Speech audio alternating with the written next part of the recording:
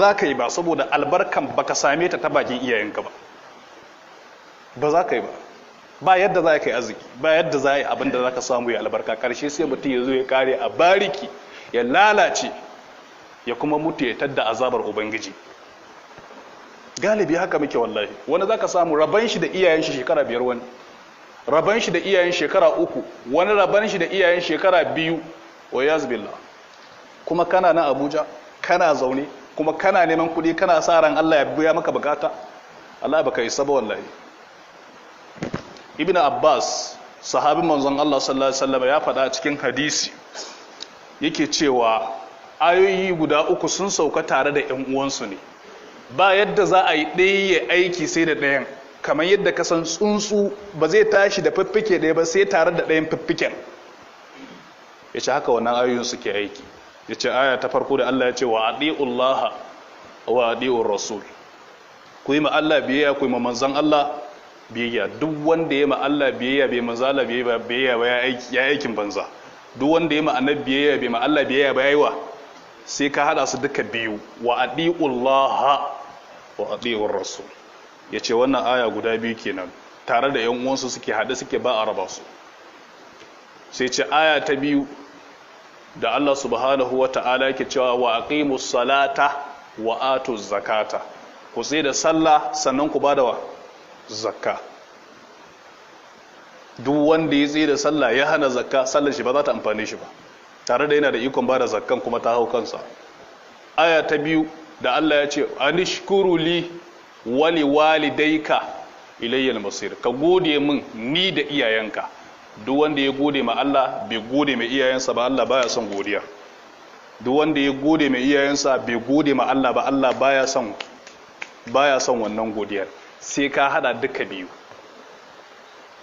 A wani aya Allah ya ce in ma yabliganna indakal kibru ahaduhuma, sai ce mi aw kilahuma fala taqul lahumu mi uffin wala tanharhuma wa qul lahumu qawlan karima. Allah ya ce idan kana raye iyayenka girma ya kawo musu, Allah ya ce karka gaya musu uffin. Uffin ba tar ba, mutanen da suke fassara wannan kalmar da tar sun yi kuskure. Ka ce ma iyayenka tar an kai kololuwan karshe, an kai sidratul muntaha, ka zama tsinanni a rayuwanka. Ana nufin tir irin ka ce ka shigo ka ji irin abinda suka yi bai gamsar da kai ba. Allah ya ce karka yi haka. Wala tanharhuma wa qul lahumu mi qawlan karima. A lokacin da suka kawo girma ka gaya musu magana mai dadi. Idan suka maka magana ka raka dadada musu zance in za ka yi zance da su.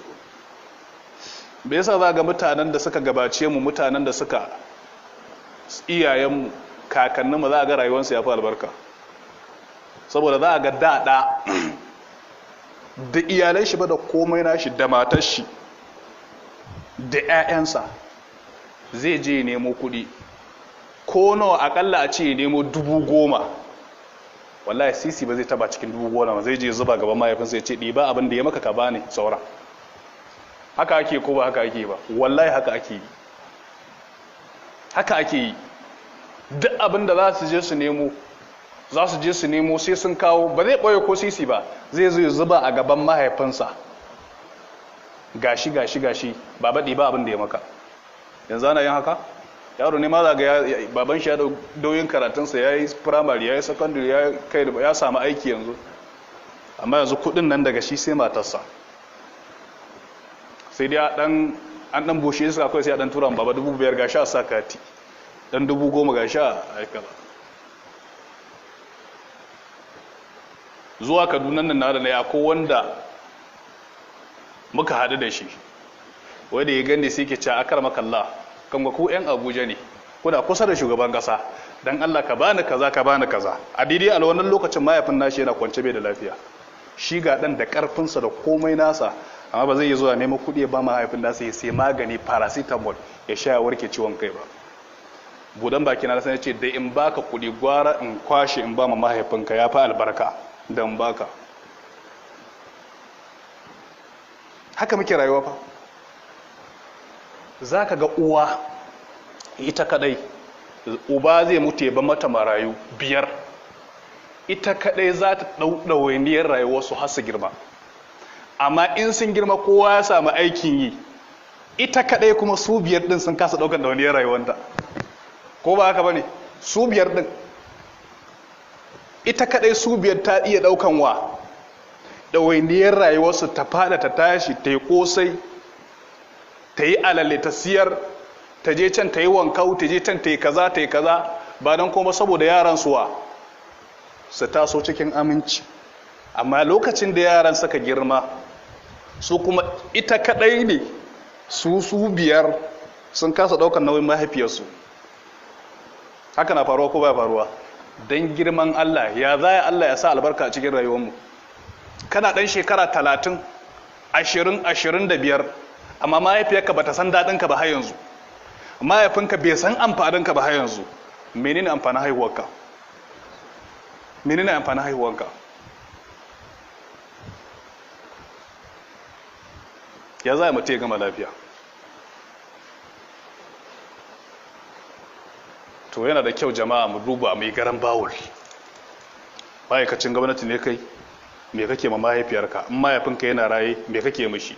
In ya mutu, in sun mutu, bayan sun mutu ma aka ce ba hakin da yake da wuyan sauki kamar ma hakin iyaye. Saboda su fa har in sun mutu ma baka gama ba, sai ka bi su da wa addu'a. Yanzu mutane nawa ne da iyayensu suka rasu suke musu addu'a, kuma kana expecting ka mutu kai ma yaranka su maka wa? Ai ƙarya kake. Baka mai iyayenka ba yaranka za su maka? Ba zai yiwu ba.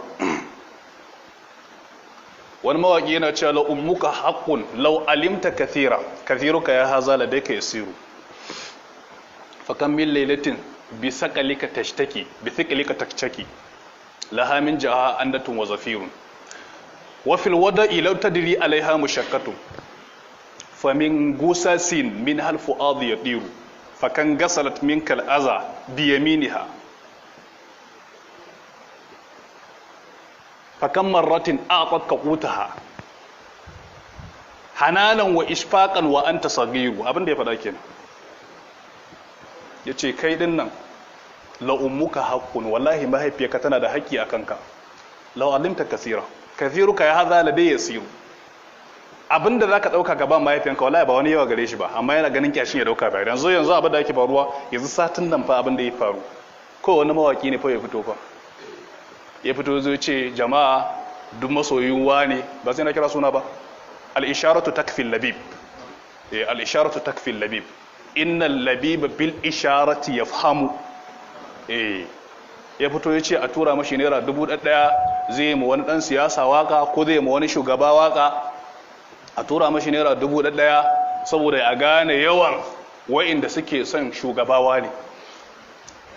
Saboda lalacewa sai ga mutum ya tura, ya ɗauki hoton ya ce to kun gana tura, wani ma ya sake tura a daidai wannan lokacin da shi kuma kila mahaifiyar shi na a gida da fama da kishin ruwa da yunwa, bai ɗauki wannan 1000 ya rabata ba, amma ya tura mu mawaki. Shi yasa duk wani hauka in ya taso sai ga arewacin Najeriya yake karewa. Duk wani hauka kawai da rashin ladabi da rashin tarbiyya da rashin sanin ciwon kai in ya taso to arewacin Najeriya yake karewa. Yasa ko wasu shafi na da gani wasu su kuma saboda lalacewa su suka ce da su tura ma wani 1000 gwara su yaga, kawai shi ma wani sai da ko sai yaga kudin a daidai wannan lokacin da wani yana fama da yunwa kwanan shi 3 kila bai ci ba, ko wani tun safe bai karya ba ya yaga kudin. Wani kuma ya ce da in tura masa gwaran samu a shanan kyatta mata, ya dauko a shana kyatta ma 1000 ya kona ta. Allah sarki lokaci ne yana nan zuwa zai bashi mamaki. Da wallahi ba su sani ba ne, wato duk wani jahilci ko da wauta ko a arewa yake karewa. Yasa in aka ba ana zagin ku cewa an zage ku, to ai kun yi abin zagin ne yake zagin ku. Wallahi aka tannuwa wanda ya yaga 1000, wanda ya kona, wanda ya kaza, kuma daga karshe sai ya fito social media ya rubuta ce ana yunwa a kasar nan, ana yunwa, ana talauci a kasar nan, Allah tsine ma shugabawa ne, ba haka suke yi ba? Yanzu saboda Allah yanzu in shugabanninku na sama da kuke cewa ana yunwa suka ga kowa ne ya dauko kudi ya kona, za su ce ana yunwa? Ya ce kun ga wanda fa suke cewa ana yunwa fa ga kudi na suna konawa. a wato kudi har ya wadata ma an kai matakin da an fara wa ƙonawa. Wa'incan duka bin mabannata ne, da wanda ya dauka ya ba mu mawaƙi, da wanda ya dauka ya yaga saboda ya bakanta mu wayancan rai, dukkan su mabannata ne kuma duka za su game da Allah idan ba su tuba. Akwai matsala. Kun ga fa irin wayanda suke ja mana bala'i fa, ana zaune lafiya wani sai ya kunno wutan bala'i, mutum ɗaya ne ya fara sai sauran suka dauka. Kawai ka ce ba zan tura ba kuma ba zan kona ba,